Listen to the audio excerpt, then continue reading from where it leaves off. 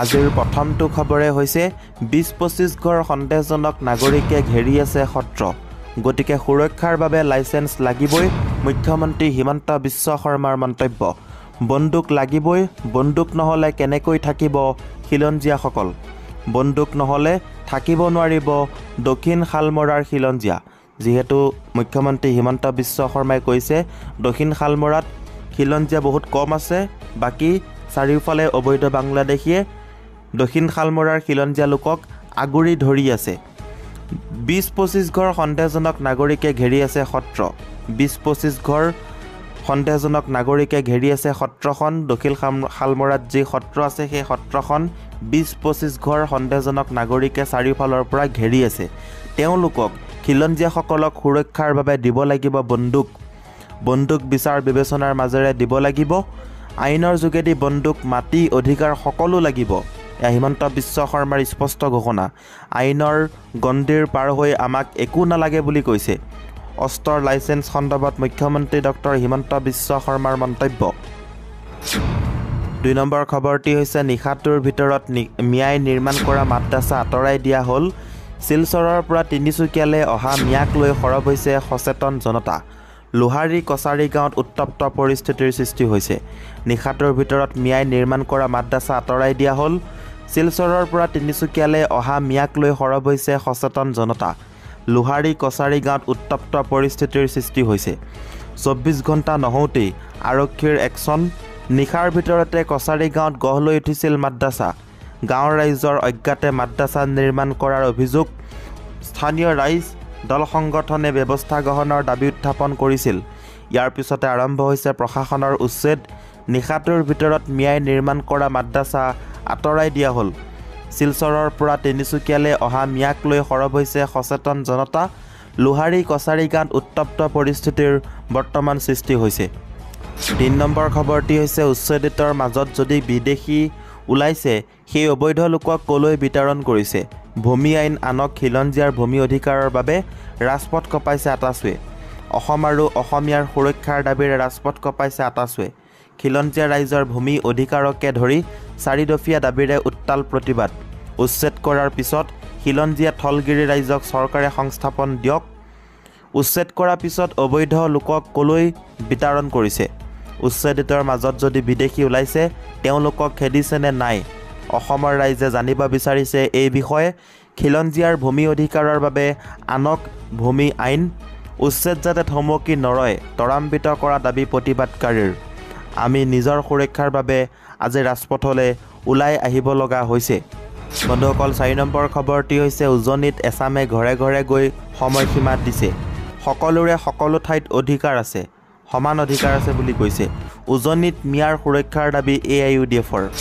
উজনিত এছামে ঘৰে ঘৰে গৈ সময়সীমা দিছে সকলোৰে সকলো ঠাইত থকাৰ অধিকাৰ আছে একাংশ গুণ্ডাই মিয়াক বান্ধি দিছে ডেডলাইন সকলোৰে সকলো ঠাইত থকাৰ অধিকাৰ আছে ডেডলাইন বান্ধি ভাৰতীয় নাগৰিকক কৰা হৈছে হাৰাশাস্তি চৰকাৰৰ নিৰ্দেশত সকলো লোকক তাৰ পৰা খেদি পঠিওৱা হৈছে উজনি অসমত সংখ্যালঘু লোক থকাৰ অধিকাৰ আছে এই ক্ষেত্ৰত AIUDF আৰু জমিয়ত উলেমাৰ ফালৰ পৰা দিয়া হৈছে স্মাৰক পত্ৰ উজনিৰ বহু ল'ৰা ছোৱালীও নামনিত আছে নামনি অসমত উজনিৰ যিসকল লোক আছে তেওঁলোকক আমি মৰমৰে ৰাখিছে উজনিত মিয়াৰ সুৰক্ষাৰ দাবীৰে সংবাদ মেলত AIUDFৰ মন্তব্য আজি লাখ লাখ মুছলমানৰ প্ৰতিবাদত কঁপিব ৰাজ্য প্ৰতিটো উচ্ছেদিত মুছলমান পৰিয়ালক চৰকাৰে দিবই লাগিব ভূমি অসমৰ এটা ডাঙৰ খবৰ এই মুহূৰ্তত আহি পৰিছে মুখ্যমন্ত্ৰী হিমন্ত বিশ্ব শৰ্মাক পুনৰ চেলেঞ্জ কৰিছে আমছুৱে কাইলৈ লাখ লাখ মুছলমানৰ প্ৰতিবাদত কঁপিব সমগ্ৰ ৰাজ্য অৰ্থাৎ আজি লাখ লাখ মুছলমানৰ প্ৰতিবাদত কঁপিব সমগ্ৰ ৰাজ্য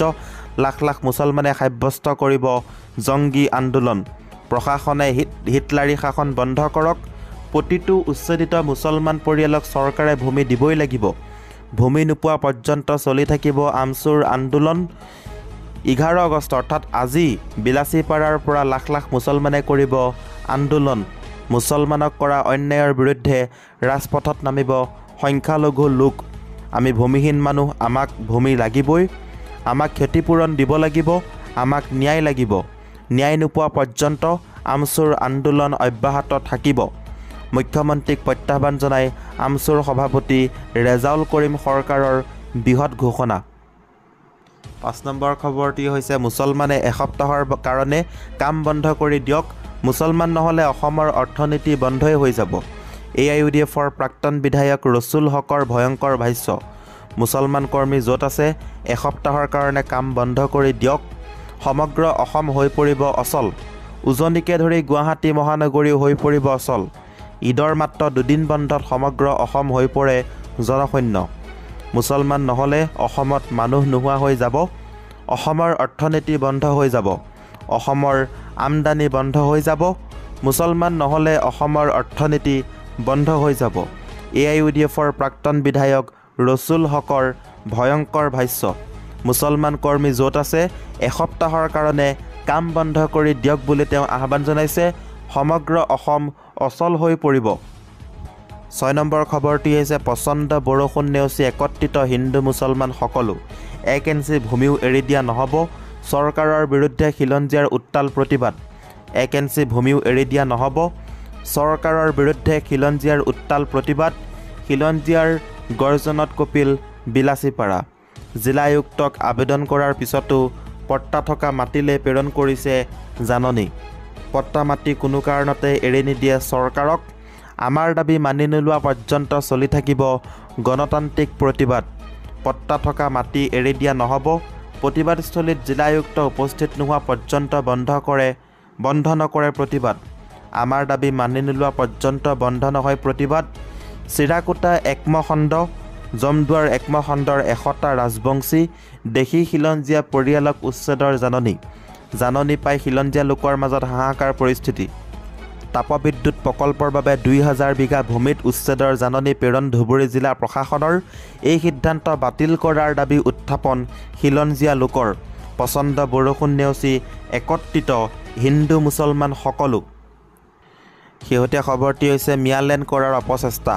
তিনিচুকীয়াৰ বিতৰ্কিত মাদ্ৰাছা মছজিদত চলিল বুলডোজাৰ। তিনিচুকীয়াৰ সন্দেহজনক ম্যাৰ কাণ্ডই কঁপাইছে ৰাজ্য। তিনিচুকীয়াৰ ভীমপৰা গাঁৱত মাদ্ৰাছা শিক্ষা প্ৰদান কৰা অবৈধভাৱে মাদ্ৰাছাত চলিল বুলডোজাৰ। ভাঙি চুৰমাৰ কৰি দিয়া হ'ল ভীমপৰা গাঁৱত মাদ্ৰাছা। ৰাইজৰ প্ৰতিবাদৰ মাজতে আৰবী শিক্ষা দিয়া মাদ্ৰাছা ভাঙিলে প্ৰশাসনে। অনুমতি অবিহনেই ইছলামিক শিক্ষা প্ৰদান কৰা হৈছিল অবৈধ মাদ্ৰাছা গাঁৱত। ভীমপৰা গাঁৱৰ মাদ্ৰাছাত উদ্ধাৰ হৈছিল আৰবী ভাষাৰ কিতাপো। নুৰুল আমিন নামৰ এজন ঠিকাদাৰৰ নেতৃত্বতে ভীমপৰা গাঁৱক মিনি বাংলাদেশ কৰাৰ অপচেষ্টা। অবৈধ বাংলাদেশী অবৈধ নাগৰিক বিচাৰি ওলাই আহিছিল অঞ্চলৰ খিলঞ্জীয়া ৰাইজ। তিনিচুকীয়াৰ সন্দেহজনক ম্যাৰ কাণ্ডই কঁপাইছে ৰাজ্য। আজিৰ এই ভিডিঅ'টোৰ মাধ্যমেৰে আপোনালোকক কেইবাটাও গুৰুত্বপূৰ্ণ খবৰ দিব চেষ্টা কৰিলোঁ। যদি খবৰকেইটা শুনি ভাল লাগিছে লাইক শ্বেয়াৰ সকলোখিনি কৰিব। ধন্যবাদ।